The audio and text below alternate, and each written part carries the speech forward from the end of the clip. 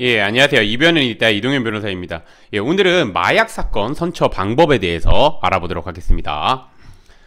제가 이제 오늘의 주제를 선택하게 된 이유는 이 마약 사건 선처 방법에 대해서 저한테 뭐 상담을 요청하시거나 문의를 하시거나 아니면 사건을 의뢰하시는 분들이 굉장히 많으신데 그에 대해서 간략하게나마 답변을 드리고자 오늘의 주제를 선택해 보았습니다.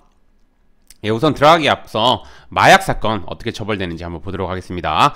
마약류 관리에 관한 법률은 마약류를 마약, 향정신성 의약품, 대마 이렇게 세 가지로 분류하고 있습니다. 그리고 마약의 종류와 행위 태양에 따라서 처벌 수위를 달리 규정하고 있습니다. 그래서 보시면 마약류 관리에 관한 법률은 대마를 흡연 등을 한 경우에 5년 이하의 징역 또는 5천만 원 이하의 벌금에,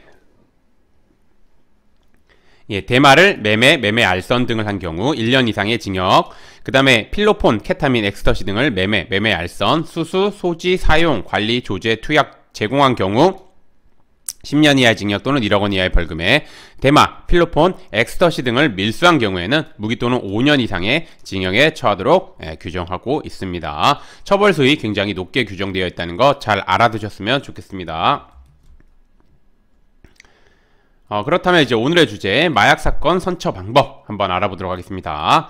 마약 사건에서 선처를 받기 위해서는 세 가지를 명확하게 인지하고 이 세 가지에 대한 자료를 준비해야 됩니다. 첫 번째, 반성하고 있다는 점입니다.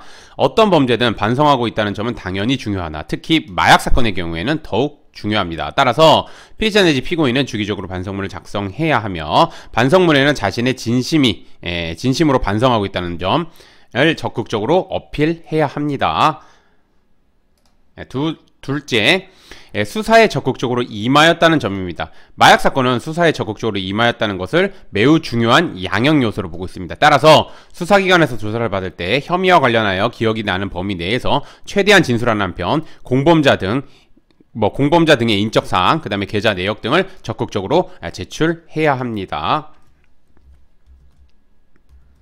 마지막으로 셋째, 재범 위험성이 없다는 점입니다. 피해자 내지 피고인은 주기적으로 정신과 진료를 받고 꾸준하게 마약퇴치운동본부를 방문해 프로그램에 적극적으로 참여하는 등 재범 위험성이 없다는 점에 대해서 적극적으로 어필해야 됩니다. 마약 사건은 재범률이 매우 높기 때문에 법원은 피고인이 재범을 저지르는 사람인지 여부에 대해서 이제 양형을 고려할 때 반영합니다. 이거 굉장히 크게 반영합니다. 그렇기 때문에 이것도 잘 준비해야 된다는 거 말씀드리겠습니다.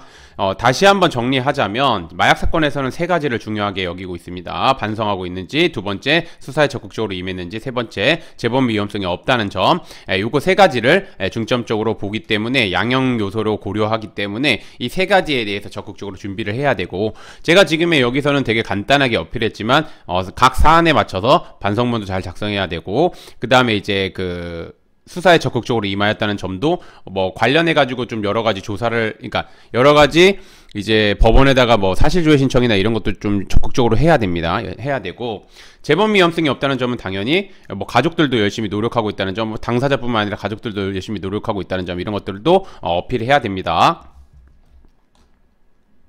그래서 요거는 제가 진행했던 사건이고 향정, 혐의 없던 증거 불충분으로 끝났던 사건이고, 요거는 대마 교육이수 조건부 기소유예, 요것도 대마 교육이수 조건부 기소유예,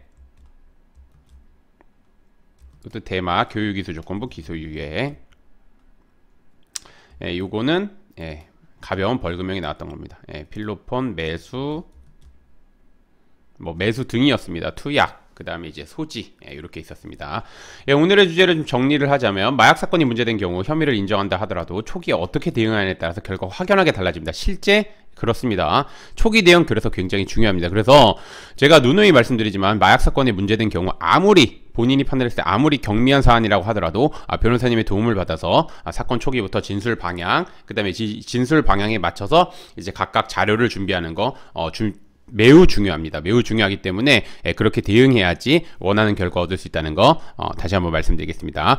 그러기 위해서는 변호사님의 도움을 받을 필요가 있다고 말씀드리며, 변호사님 도움을 받으실 때는 우선 첫 번째, 대한변협에서 형사사건 전문 변호사님으로 등록되어 있는지 꼭 확인하셔야 되고, 두 번째로는 마약 사건을 많이 다뤄보시고 그 마약 사건에서 좋은 결과를 도출해내신 변호사님이신지 확인해 보셔야 합니다. 그래서 그 두 가지 요건 충족하시는 변호사님의 도움을 받는 것이 아무래도 사건을 진행하는데 유리할 수 있습니다. 예, 오늘의 주제는 여기까지 마치겠고, 예, 저는 이변은 이따의 이동윤 변호사였습니다. 예, 감사합니다.